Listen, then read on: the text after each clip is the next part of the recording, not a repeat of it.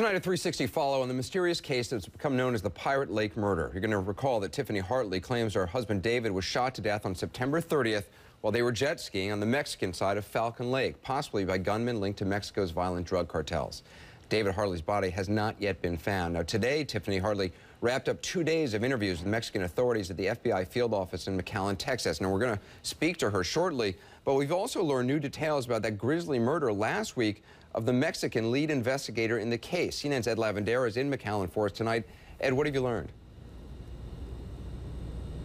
Well, Anderson, we've learned today that State Department officials are discounting the story that was widely circulating last week. If you remember, the many reports suggesting that the lead investigator on the Mexican side in this case of David Hartley, that he had been decapitated and that his beheaded head was delivered in a suitcase to an Army office in a border town on the other side of the border near Falcon Lake. We're told by a U.S. State Department official that is not what happened, that the investigator was decapitated, was murdered, but that his head was found along the road that leads to Falcon Lake, and that the rest of his remains have not been identified or have been found as of yet. This kind of falls in line with the MO of the Zetas cartel, which is a powerful, a brutal drug cartel that has risen to power here strongly, really, within the last year. And this has been kind of the way they do business, sending a clear message. In fact, it reminded us of a story that we had done about 1.5 years ago here for your show, Anderson, about 2 young teenage men that were recruited by the Zetas to be hitmen.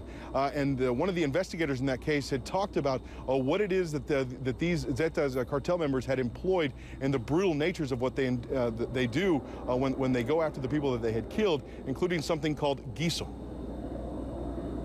What's guiso for? El guiso is a stew. It's basically what it is.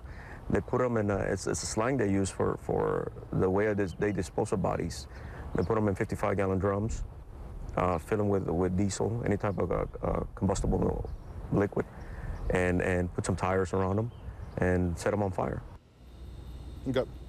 I mean, it's incredible how violent these Zetas are, and it's fascinating, their story of how they rose to prominence. Basically, they used to be law enforcement personnel, used to be special forces, and then kind of started hiring themselves out as protection to some of the drug cartels, and then basically became their own cartel, right? That's exactly right, Anderson. Several years ago, it started off as a group of 30 former Army paramilitary special forces soldiers. They've grown much larger than that. In fact, I was speaking with a DEA official tonight that says many of the original members have already been killed in this drug gang, but 2 of the top leaders, Heriberto Lascano and Miguel Trevino, are considered just absolutely brutal people, and they're the ones that have taken this drug cartel to a new level of violence. The beheadings and the torture has really gone up since these 2 men have risen to power. Yeah, terrorism. What's the latest on the Hartley investigation, Ed? Well, in terms of obviously what most people here, his family cares about most is finding his body. We understand that on the Mexican side, the physical search for the body has been suspended. And as you've mentioned off the top here, Tiffany Hartley has spent many hours now with Mexican investigators. It's really moved in to their prosecutors and see how they handle it from here. But the physical search for his body so far, we understand, has stopped on the Mexican side. Ed, appreciate the update. Thanks. The U.S. consulate, I should say, in Matamoros, Mexico, has been told by Mexican authorities that they will resume the search for David Hartley's body at some point. No date, though. Mexican officials suspended the search last week, saying they need to reassess the strategies they're using to find him. The consulate says it's going to hold Mexico to its word. That's not good enough for Texas Congressman Ted Poe, who wants the U.S. government to take a greater role because, in his opinion, Mexico's attempts so far at finding David Hartley have been ineffective. He joins us now along with Tiffany Hartley. Tiffany, I appreciate you being with us. First of all, how are you doing? How are you holding up?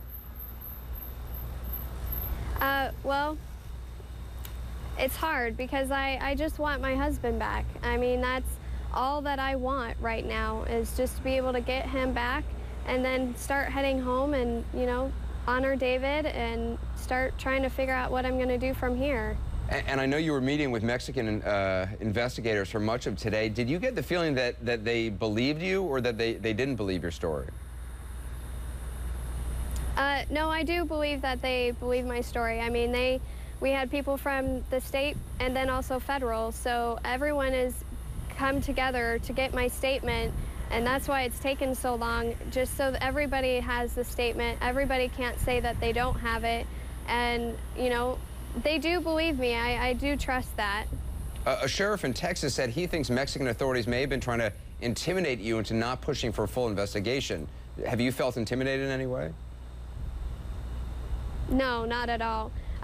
Just the hours that it's taken, it's between translating from Spanish to English and then them having to read everything back to me into English. So it's just been a long process, but it's over, and you know, they've got what I believe they need, and they're going to continue the investigation. And you know, I don't know when they're going to continue the search, but you know, all we want is David, and I pray that they do pick up the search again. You said today that you were afraid of going to Mexico, understandably for your safety, but also you said you feared the possibility of being arrested. Why do you think Mexican authorities might want to arrest you?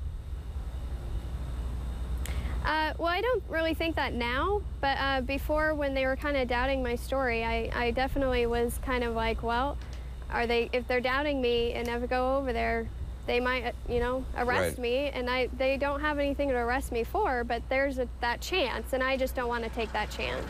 Congressman, do you have any indication if or when the search for David Hartley's body will resume? I don't suspect that it will resume at all. They suspended it first at night because the lake is too dangerous. Then they suspended it last week after the head of Mr. Flores turned up, and they haven't started up, and I suspect that they won't start up again. They're just doing a lot of talk at this point. They are, unfortunately, the Mexican side of the border, there are places where the law enforcement is corrupt and incompetent. There are thousands of murders in Mexico that are drug-related, and Mexico has a horrible record of solving them. They don't solve these homicides. So those two issues, solving the case and looking for David, look very bleak at this point. Congressman, do you frankly think that you know, do you think the body's still out there to be found? I mean, I hate to talk about David in this way, but I mean, do you think he's still out there to be found? These are vicious cartels we're talking about. If they wanted the body to be found, they could have easily made that happen by now. The Zetas only will allow a body to be found if they want it to be. I suspect that the body has been removed by the Zeta cartel. And the body of Investigator Flores was found because that was a message to the Mexican government and to the American government that the Zetas have operational control of Falcon Lake at certain points to bring drugs in the United States. And it was a warning to both nations to back off. And it has so far been successful. Tiffany, do you feel like you're getting the help right now you need from the U.S. government and that they're doing everything they can to find David?